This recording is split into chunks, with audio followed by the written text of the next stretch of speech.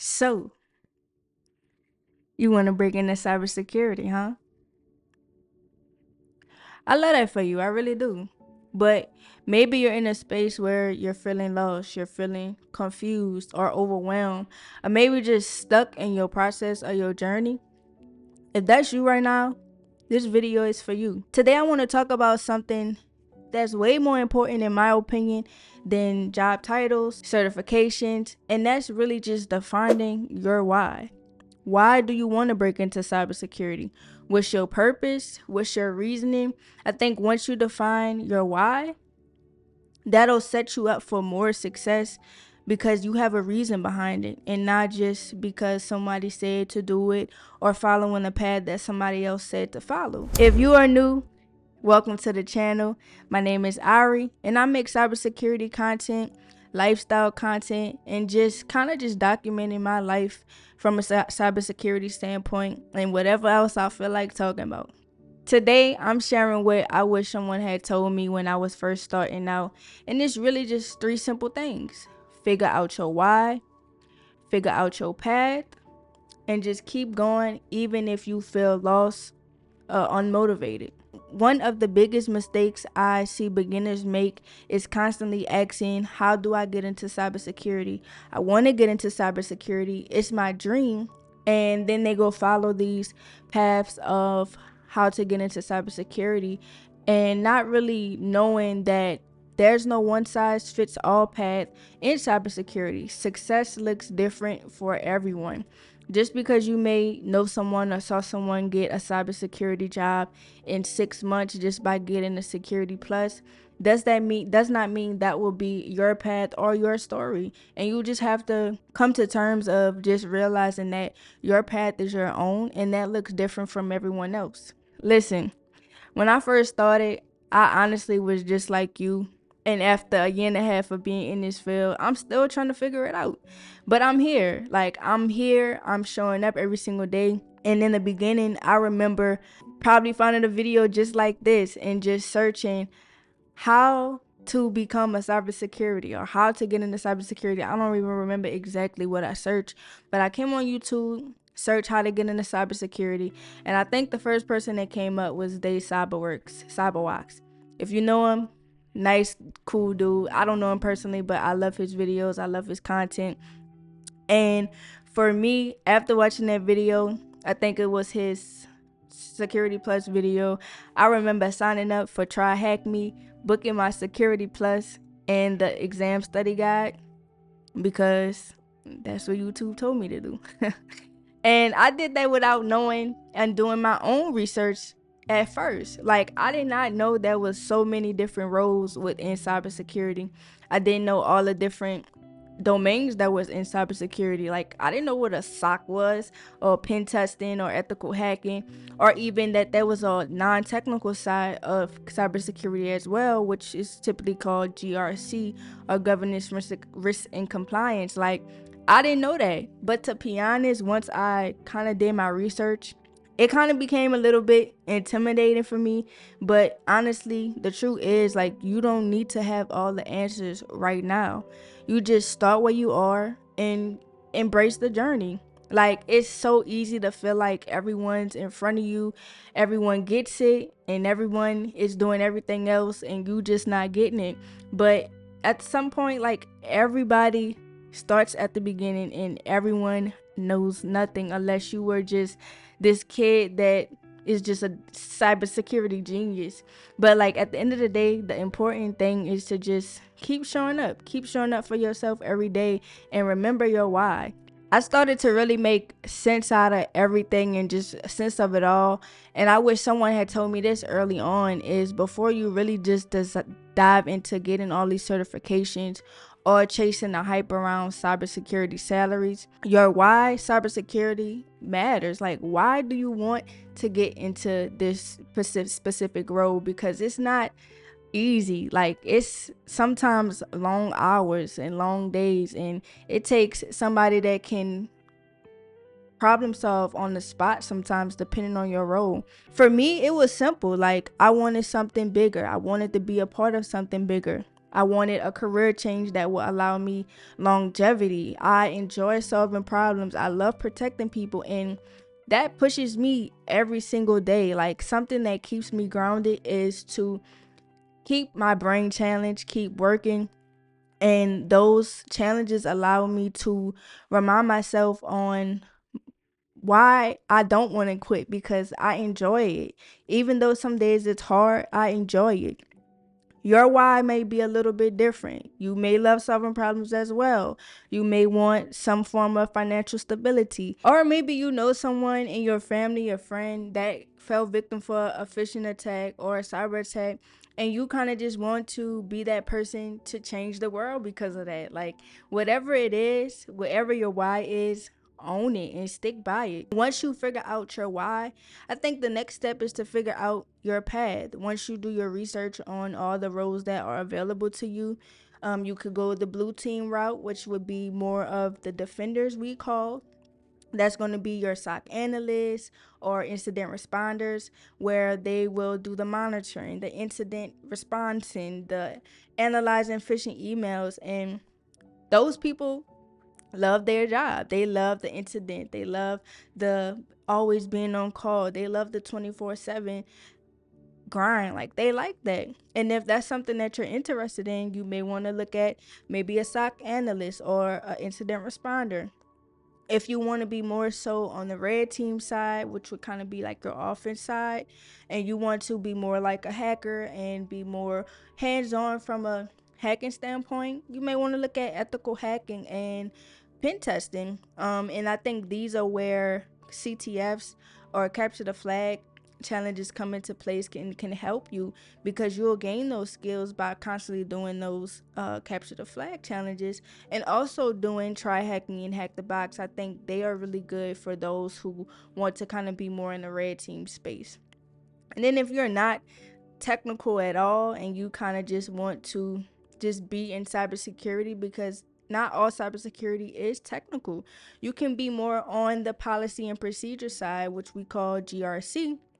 And this is where you're going to do more your governance, your compliance, and this is where you'll do the policy reviews, audits, vendor risk assessments, whatever the case may be. If you're more strategy and policy and that's your thing, then that's where you're kind of putting your focus in.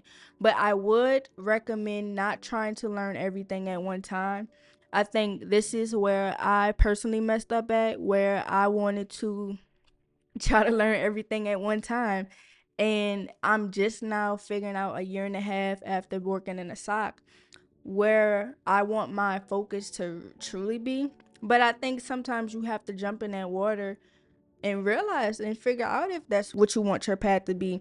And you don't have to figure out your path right now. Try a few things, do different paths, do different routes, and figure out what you like. You can easily hop on free resources like Try Hack Me and Hack the Box, and just kind of go into different rooms, see what they offer depending on the path, and you can kind of learn it that way. But like, I really, really want to emphasize, don't stress over knowing everything.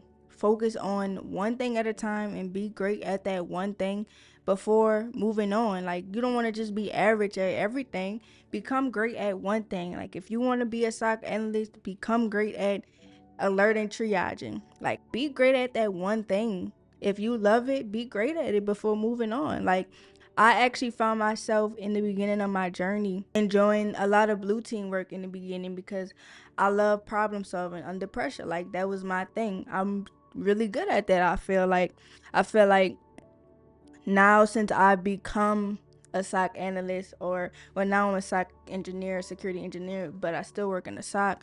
I think working in the SOC for the last year and a half, my particular role, I do so many different things, because we're such a small team, that I realized that I enjoy red team stuff. So I allowed myself to start doing more CTFs, getting back on Try Hack Me and Hack the Box, to kind of fill that void. And when I'm ready to actually move into a position like that, maybe ethical hacking or pen testing, I will have those skills under my belt, because I have put my focus on that, because I feel like I'm already good at being a SOC analyst. Like I've done it, but I want more. Like that's just me. Like I want more for myself. I need to be challenged all the time. And that's just me really.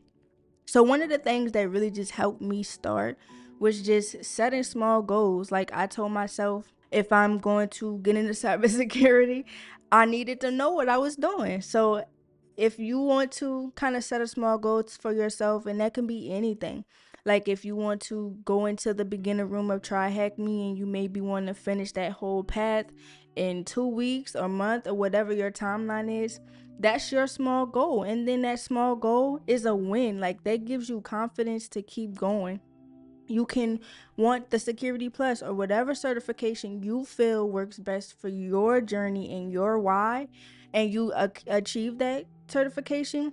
That's a win. That's a win for you. Another thing I would say helped me is just connecting with people that was already in the field, already in the role that I thought I wanted at that time, and just understanding what it's like. Ask questions, ask questions, ask questions. Like people like questions, and people like to be able to feel like they can provide you some form of advice or guidance, and that allows you to build a network. And that's actually how I found my first mentor. Like it's all about community and the power of community within cybersecurity. I can't even express like how important it is. And even though it's online, like it's still a community, and I'm learning that community is everything, which is why I personally want to come on here and make these videos and create a community, because I realize how important that is. If you're someone that is trying to break in or you don't know where to start, like a lot of people have been saying, the job market for cybersecurity to get in is tough. And for someone that has been looking for just every now and then new roles and just looking at jobs that are out there, it can be discouraging and feel like it's impossible. But I would say to don't let that stop you. Like I've seen roles that are quote unquote entry level and they're asking for 5+ years of experience, and I'm just like, okay, that's entry level, so why are you asking for 5 years? But you also have to remind yourself everyone has to start somewhere, and if that doesn't align with where you're trying to be or where you are right now, that's okay. That's okay. Remember, your journey is your own, and don't let anyone else's timeline affect that. Like if somebody says they got a job in cybersecurity after 6 months of studying and getting their certifications, that's good. Good for them. Great for them. I'm glad they was able to break in and get everything that they wanted to get for themselves. But that doesn't mean that's going to be your timeline either. Everybody's timeline looks different. They might have put in 8 hours after work or after school to get where they got. That's their journey, not yours. So just continue to celebrate those small wins. That's something that can help you kind of stay in a positive space and stay motivated when looking through these jobs. I think celebrating small wins, like if you passed the certification for your first time, or you might have finished that path within Try Hack Me, or even found your first bug doing a bug bounty. Like that's something that's worth celebrating. That's something that can allow you to gain your confidence. But also, if you're coming from like a non-technical background, don't think you don't matter either, because those soft skills are important. Communication, organization, problem solving. Like those are some things that helped me when I was getting into it, because I didn't have that much of a technical background before entering. So know that you bring value and something new to this space as well. If you're in that phase right now, if you're wondering if cybersecurity is even important for you, please take a break, take a breath, do a woosah, whatever you need. But please just don't give up. Let your why push you forward. Let that be the thing that keeps you going. And you don't have to have it figured all out today.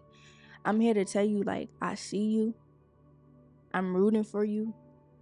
and keep pushing forward. If you have any questions, drop them in the comment section below. Or if you just want to share your journey of where you are right now in your cybersecurity path, let's have a conversation about it.